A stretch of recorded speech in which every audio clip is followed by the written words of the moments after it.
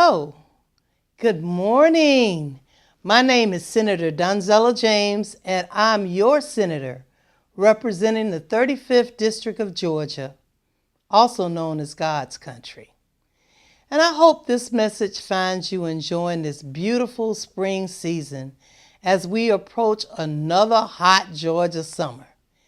Today, I would like to take a moment to discuss some of the highlights of the 2014 legislative session, specifically bills that the Democratic caucus was instrumental in passing.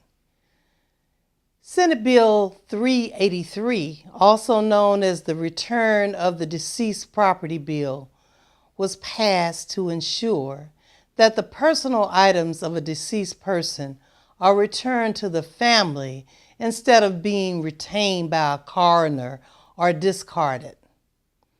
Senate Bill 274 received unanimous passage to support Georgia's largest industry by creating the Georgia Capitol Agriculture History Museum. I look forward to the completion of this important museum so that all who visit the state capitol can encounter our unique and storied agribusiness history. Yes, and we also passed Senate Bill 276 to designate Georgia as the Purple Heart State in honor of our wounded veterans. It's important that we do everything possible to ensure that our veterans are receiving benefits that they earn through the selfless service of our country, and this bill goes a long way in doing just that. Most importantly, both chambers worked diligently to pass House Bill 697, which creates the Zell Miller Hope Grant. This piece of legislation covers full tuition for Hope-eligible technical school students that may maintain at least a 3.5 GPA.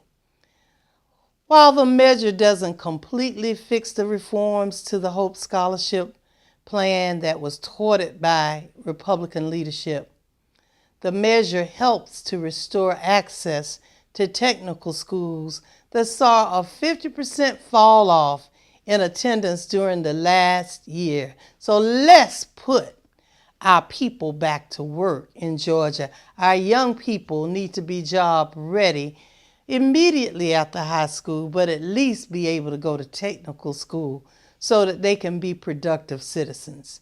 So I hope you will join me again in the coming weeks as we discuss more details surrounding the 2014 legislative session.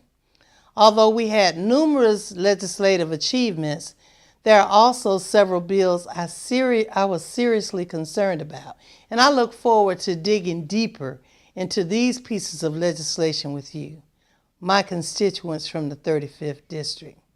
But let me also mention that we have a bridge naming after Melvin Johnson, who was the very first African American that was killed during the Vietnam War, and he happened to reside in Douglas County.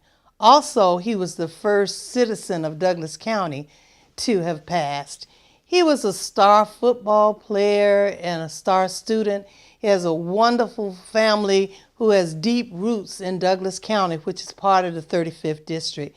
So we will honor him by naming a bridge after him on June the 18th, and I'm truly, truly honored. Also, I was able to pass personally a bill that was very important to so many of my constituents, and that was to have a study committee on mold and mildew. So, it's been a real problem not only in our Fulton County buildings, the government buildings, but also in many of the homes from that had flooding in the past from Sweetwater Creek or in the area of Chattahoochee River, which is South Fulton and Douglas County. So we've done a few things. We have so much more to do. And it's always a pleasure to represent you and your needs under this Golden Dome in Atlanta. And you always know that if there's anything I can do to be of service to you, don't hesitate to contact my office. But before I say goodbye, I want to remind you that since the session ended, we've had a lot of celebrations. We've celebrated our Easter holidays and Passover. We've celebrated the many holidays like Memorial Day that we just celebrated. And we celebrated the homegoing and the celebration of life of my husband, Elmo James. I want to thank everyone who said a prayer, sent a flower, sent kindness in any way, and called the office, brought food, or was just there to celebrate his life with me. Mr. Elmo James Jr., he was #1 fan of the 35th District. He was a true advocate for peace, harmony, and love. He was a serious businessman in the state of Georgia.